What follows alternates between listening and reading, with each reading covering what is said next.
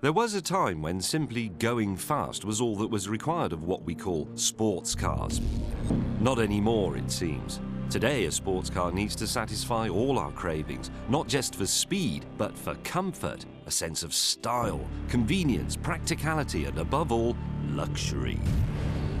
Would any of these cars be any worse for not being decorated with bits of dead animals and trees, or with offcuts from racing cars?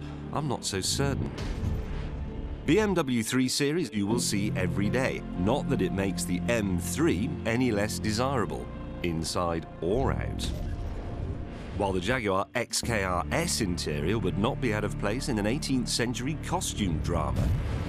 But if rarity is in itself a luxury, try the Maserati Gran Turismo with its Ferrari-built V8, or the rare and underrated exercise in beating the Germans at their own game that is the Lexus ISF.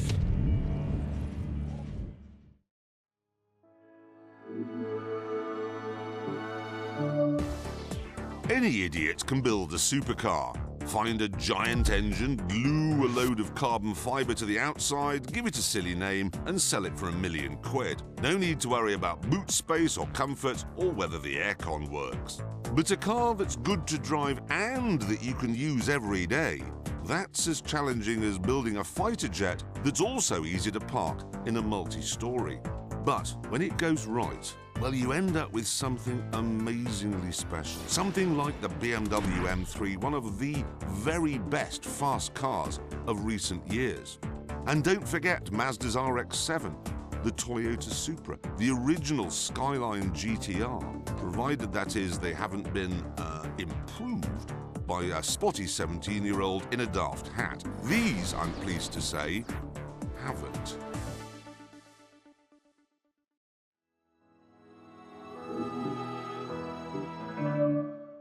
These are the barroom crooners of the supercar world, clothed in something approaching more like a classic tuxedo than something from the catwalk, and so just that little bit more everyday, but no less appealing for that. Even its name, California, tells you all you need to know about Ferrari's easy-driving car.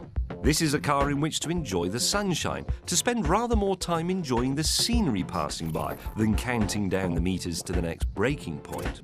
The AMG version of the Mercedes SLK and the BMW Z4 S-Drive have no rear seats, but do have engines of impeccable pedigree and rather nifty folding steel roofs. Not as rare as the Ferrari may be, but no less exciting. The Audi TT RS, meanwhile, is neither rare nor a convertible. It is, however, with its 2.5-litre, 5-cylinder Rally Quattro engine and 4-wheel drive, unquestionably exciting, but only when you want it to be. Which is what this group is all about.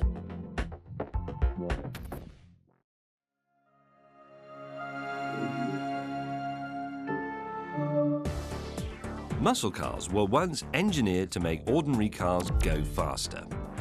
Like men once went to the gym to make themselves go faster. These days, men who spend time in the gym and those shops where they sell milkshakes that make you look like Arnold Schwarzenegger are not doing it because they want to be better at sports, are they? They're doing it because they want their clothes to look too small for them. These muscle cars are more like modern muscle men, bulging in all the right places, but not necessarily any more sporting. The legendary Buick Regal GNX was at least NASCAR-derived and McLaren-engineered, but that didn't stop it having some interesting habits when driven hard. The 1993 Ford Mustang SVT Cobra, meanwhile, was a last-ditch attempt to bolt on some credibility and some speed to the generally forgettable third-generation Mustang. I'm not saying the cars are slow, they're not, or unexciting, they're not. It's just that, like that man with the power shake, they may be a bit embarrassing to be seen out with.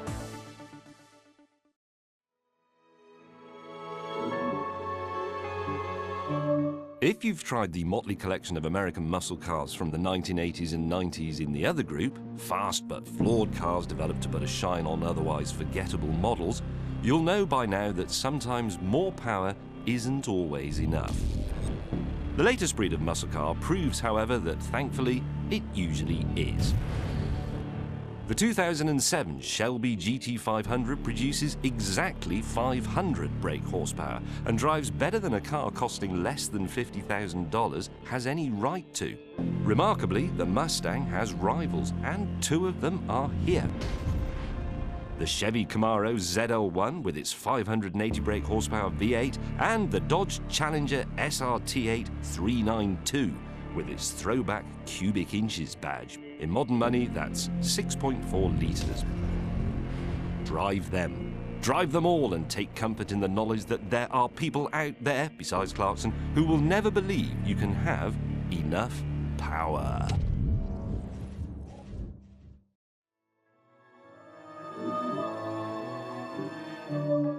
Although we are calling this group executive, these are not the cars driving far too close to the back of your car in the fast lane. Oh no, this lot are long gone. What started out as a blue-collar thing in the United States of America, putting ridiculously large engines in otherwise ordinary saloon cars, has become a white-collar pursuit in Europe. And nobody does it better than BMW in its motorsports division and Audi with its four-wheel drive RS cars.